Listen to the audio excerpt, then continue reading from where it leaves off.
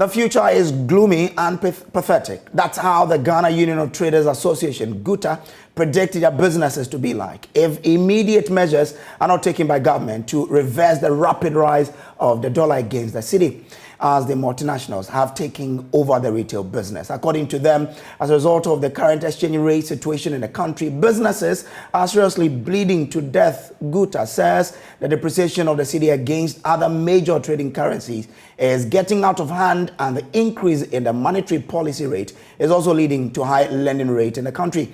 Businesses have raised a situation where their survival is seriously threatened if no immediate action is taken by the government to find solutions. Joining us for more on this is our data analyst, Isaac Kofi Ejay. Kofi, thank you very much for joining us here. But before I go to my colleague Isaac Kofi Ejay, Professor John Gachi is Dean of the School of Business Studies, and he's been speaking to this matter on the AM show. Our reserves have actually gone down significantly. And that is one of the reasons why, with all the measures the Bank of Ghana is taking, the cedi is not responding to those measures. So it's like we are having it difficult to bring about a short-term measure to contain the currency. And as a result of that, the demand pressures on the currency from August ending will be uphill, and we don't have supply of the currency to accommodate that demand, especially for Christmas. So these are the realities about the currency. We have actually depleted our reserves significantly, and that we are not able to supply foreign currencies to meet the demand. Outlook is that we may continue to be experiencing depreciation. As to whether it will be erratic, I cannot tell.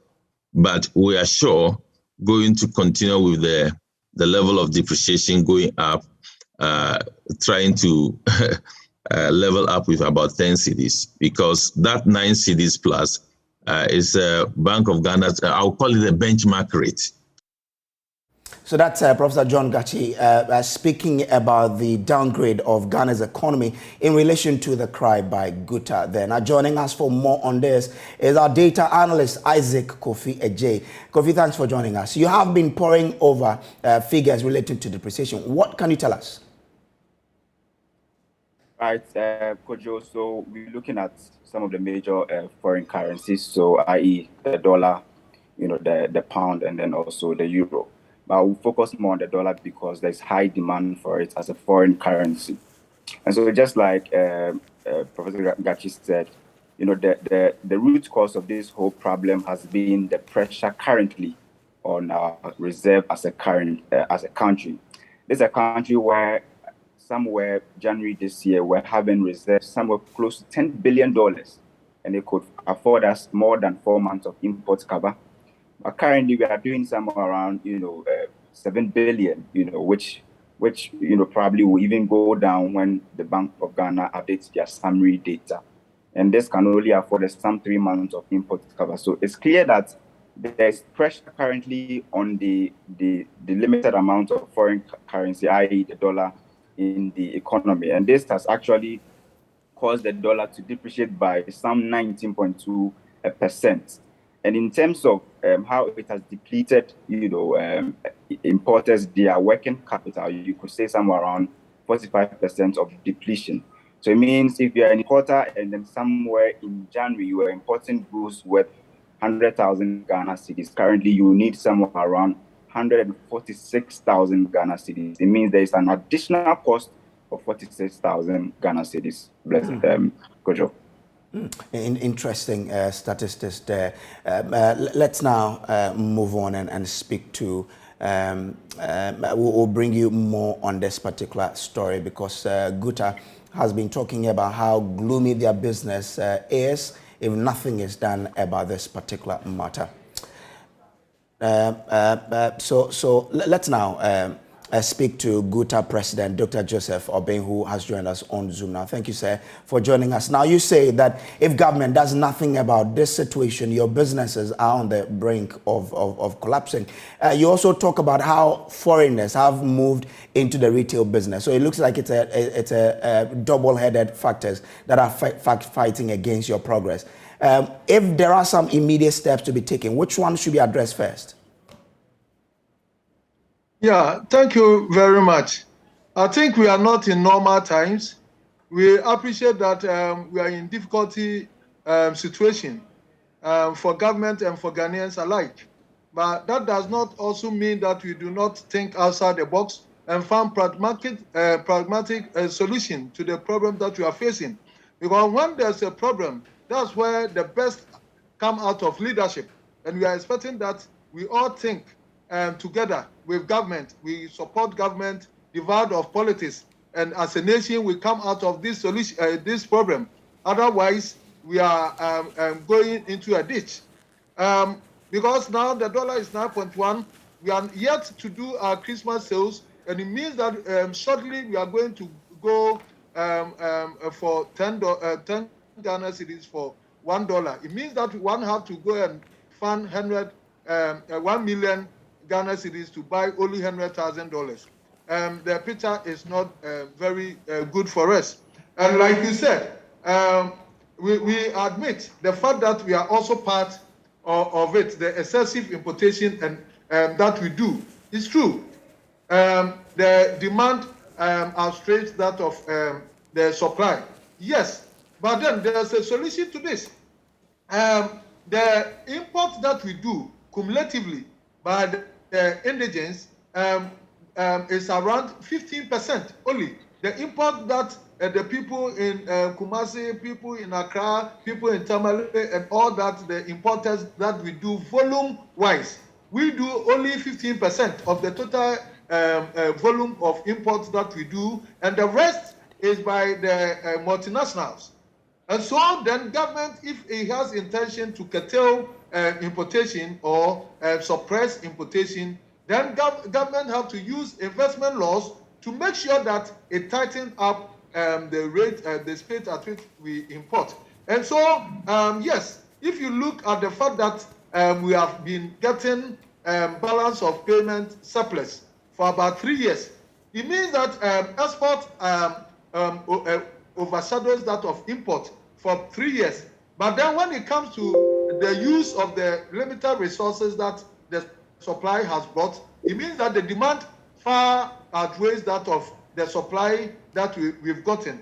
And so we have to look at the areas that is draining the limited resources that we get. And that's what we are saying, that over dependency, the dominance of the foreigners in our retail sector, and also in the juiciest part of our economies. If you look at the banking, if you look at the extractive industries, if you look at communication, these areas command the bulk of money that come to the nation, and all of this money goes out of the shores of Ghana, where we do not have retention, some retention by way of investment law, making it possible that we have invested in these juiciest areas and retaining even about 40%. If we do not have it, it means that in perpetuity we'll face this problem. Because I believe that government is going to find some injection into the economy, maybe about $750 million. And I bet to say that about 20 companies or huge companies can consume this amount that is coming. So it means that we have to open our eyes and then find a way to solve this problem. That's why we are lamenting the fact that the investment laws should be structured that companies like the China malls and all that do not bring in any forex, but then they only open their supermarkets and then repatriate all the foreign exchange that we have without bringing the benchmark investment that they will use the same value that would have been deposited at the Bank of Ghana so that they use it. We don't have Dr. Bing, and then export. Doc, we've been speaking to an economist, Dr. John Gachi, here on Joy News, and he says the situation will worsen because the reserves have been depleted. What does that come to you as a business person? Yeah, because we have the vampires consuming it, and that's what I'm talking about. Because we brought the reserve to shut up the fall of the forest. And so when you bring up, and then we have the pythons and then the vultures on the economy who just swallow it. And so if you do not identify these areas, that's why that every effort that we do, we are not able to sustain the economy. That's the bane of the economy, and that we can use the investment laws to tighten these areas. And so that's why we even said in our press release that government should even talk to these multinationals, the big ones, and tell them that we are not in normal times. And so their transfers should be staggered. Maybe if they would do it a whole in a month, we can stagger their transfers over a period of a year, a monthly basis and all that. This is also part of the solution, because they did not bring in anything, especially the trading sector. They did not bring any deposit of their investment so that they will use it to transfer their gains into from Ghana. And so we think that we have to sit down. We have also suggested to Ghana that we look at other avenues, parallel avenues of the currency that we use. That if we can use yuan as an alternative. Zimbabwe is using the yuan to import from that destination, that's Asia. And so we can also adopt a same, and that our import from Asia then predominantly will be dwelling on the yuan.